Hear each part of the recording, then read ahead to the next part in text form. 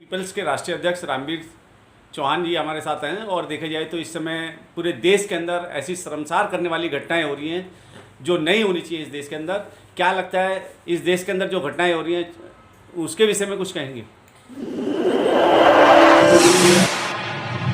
News channel पर जो भी वक्ता ने कहा वो उसकी अपनी राय है जिसकी पुष्टि नेशन न्यूज इंडिया नहीं करता। धन्यवाद। घटनाएं हैं ये सत्ता के संरक्षण में हो रही हैं। हाँ, जो लोग सत्ता में बैठे हैं उन्हीं के आशीर्वाद से ये घटनाएं की जा रही हैं। तो जब तक सामाजिक सद्भाव नहीं बनेगा, और हम लोग बार बार इस पे प्रयास कर रहे हैं कि इस देश में कास्ट एबोलिशन एक्ट लाया जाए ताकि जातियों का झगड़ा ही इस देश में ख़त्म हो और कानून का पालन हो, संविधान का पालन हो। तो ये जो घटनाएं हैं, जो सत्ता में लोग बैठे हैं, उनका सीधा काशीराम जी ने भी इस बारे में कहा था कि जिनके पास सत्ता होती है उनकी बहन बेटियां सुरक्षित होती हैं। तो आज सिर्फ जो भाजपा के लोग हैं, जो भाजपा नीति सरकार है, उनसे संबंधित जो लोग हैं उन्हीं की बहन बेटियां सुरक्षित हैं। बाकी सारे देश में जितनी भी समाज की बहन बेटियां हैं वो कोई सुरक्षित नहीं है। उनके पास ताकत है तो उनकी बहन बेटियों के कोई के साथ कोई अत्याचार होता है तो 2 मिनट में उन पर एक्शन हो जाता है। और बाकी लोगों का 75 दिन, आप ये देखो 75 दिन के बाद ये वीडियो बाहर आया है, तो सत्ता ने कितनी ताकत लगाई होगी कि जो शोषण है और जो अत्याचार है उसको दबाने के लिए। आपको 75 दिन के बाद पता चलता है पूरे देश को कि ऐसी बड़ी घटना हुई है उसके।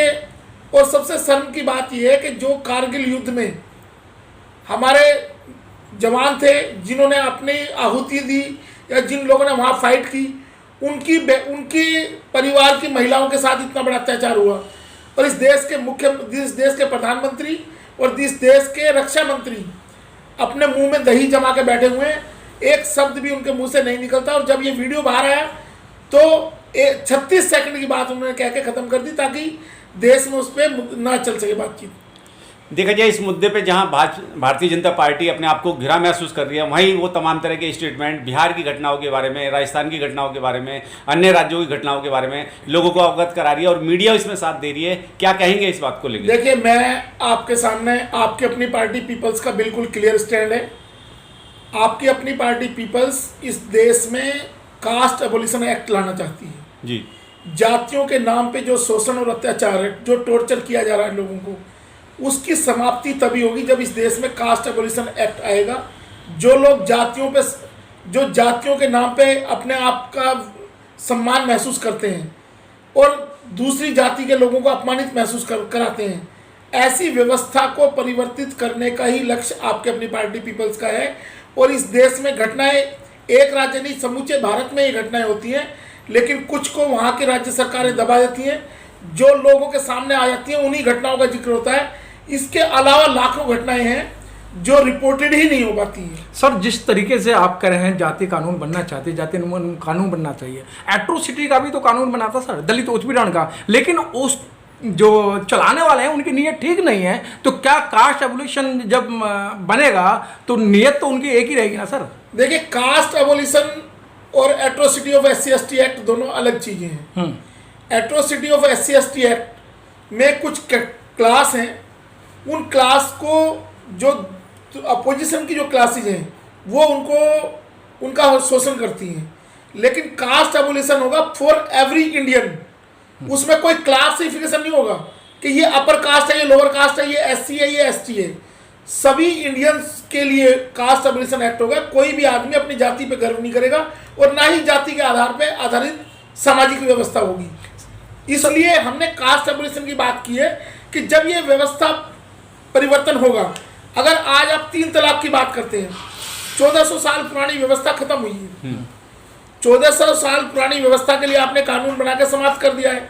इसके अलावा इस देश में जब संविधान बना है, इस देश का संविधान बनाया तो उसके बाद इस देश में रियासतें खत्म हुई, बड़ी बड़ी व्यवस्थाएं खत्म हुई, और जो एक पारंपरिक सिस्टम था इस देश का वो सारा खत्म होकर सभी लोग एक ढांचे के, एक छतरी के नीचे आए ना, संसद पार्लियामेंट्री सिस्टम के नीचे आए, डेमोक्रेटिक सिस्टम के नीचे आए।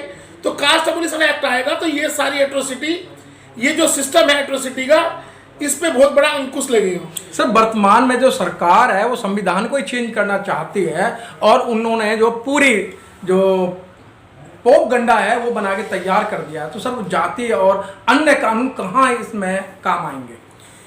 देखिए, संविधान बदलना अब ये उन लोगों को सोचना है कि जिनके साथ अत्याचार हो रहा है। इस देश में दो ही वर्ग हैं, एक वो जो अत्याचार करता है और एक वो जो अत्याचार सहता है। अब जो अत्याचार सहने वाले लोग हैं उनकी संख्या ज़्यादा है, तो उनको अत्याचार करने वाले लोगों से वो रोकने के लिए इनको सत्ता को अपने हाथ में लेना होगा। जो लोकतांत्रिक वोट की व्यवस्था है उस व्यवस्था में एंट्री करनी होगी ताकि इन अत्याचारों को रोका जा सके। क्या लगता है जिस तरीके से एपीजे अब्दुल कलाम को राष्ट्रपति बनाया गया तो मुस्लिमों के खिलाफ जो है बहुत सारे लोगों को जो है जेल में डाला गया, उन पर मुकदमे लगा के। उसके बाद में दलित राष्ट्रपति बनाया गया, दलितों के ऊपर जो है तमाम जो है शोषण अत्याचार किए गए, एसएससी एक्ट खत्म करने का काम किया गया। अब द्रौपदी मुर्मू जो है, जो आदिवासी समाज से आती हैं, अब आदिवासियों के साथ में ये घटनाएं हो रही हैं। क्या सरकार की मंशा से इस देश की जनता को वाकिफ कराएंगे अपने शब्दों से? देखिए, मुझे मेरे जो जहाँ तक मेरा विजन है हाँ। वो बड़ा क्लियर है इस मामले में। ये सरकार एक व्यक्ति को लेके हाँ। ब्रांडिंग करती है कि हमने इसको, जो लोग व्यवस्था में बैठे वो कहते हैं हमने आदिवासी को राष्ट्रपति बना दिया।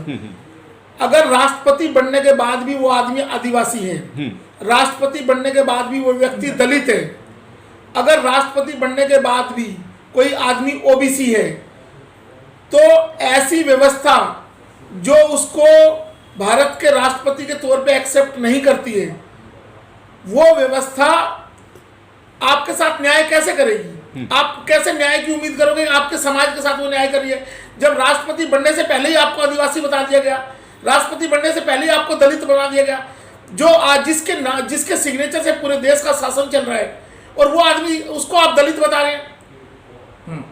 तो ये मानसिकता है कि उसको पहले से ही एक फ्रेमवर्क में डाल दिया गया है कि ये इस कास्ट का है, इस रिलीजन का है, इस आदमी को हम इस लेवल तक ही सीमित रखेंगे। तो ऐसी व्यवस्था को परिवर्तित करने के लिए ही डमी लोगों को इन्होंने क्या किया है, ब्रांडिंग की है। भारतीय जनता पार्टी की जो सरकार है, एनडीए जो चला रही है, उसने एक ब्रांडिंग की है कि एक बार टीना डाबी को टॉपर बना दो। टीना डाबी के आड़ में जो बाकी दलितों को जो रिजर्वेशन था या ओबीसी को जो रिजर्वेशन था, उस रिजर्वेशन को खत्म कर दिया, एक चेहरा दिखा दिया दलित मेरिट का। ऐसे ही राष्ट्रपति में आदिवासी मेरिट का चेहरा दिखा दिया, आदिवासियों के ऊपर अत्याचार हो रहे हैं उनका मुंह बंद करने के लिए। इस तरीके की व्यवस्था, ये सिर्फ एक आदमी को पिक करते हैं, एक व्यक्ति को पिक करके और पूरे समाज के साथ धोखा करते हैं, उसकी ब्रांडिंग करते हैं। उनको अगर कहीं शो करना होगा तो कि हमने टीना डाबी टॉपर है यहाँ पे, लेकिन टीना डाबी जिस समाज से आई है, जिस कैटेगरी से वो निकल के आई है, उसके सारे हक को खा लिया आपने। लेटरल एंट्री से एंट्री करा रहे हैं यूपीएससी में आप। तो ऐसी व्यवस्था और भी ज़्यादा खतरनाक हो जाती है जहाँ पे एक व्यक्ति की ब्रांडिंग करके उस समाज का बड़े लेवल पे शोषण किया जा रहा है। तो सर इसका समाधान क्या है? इसका समाधान ये है कि जब हम आपके सामने ये बात रख रहे हैं, इस देश में क्लासिफिकेशन होगा।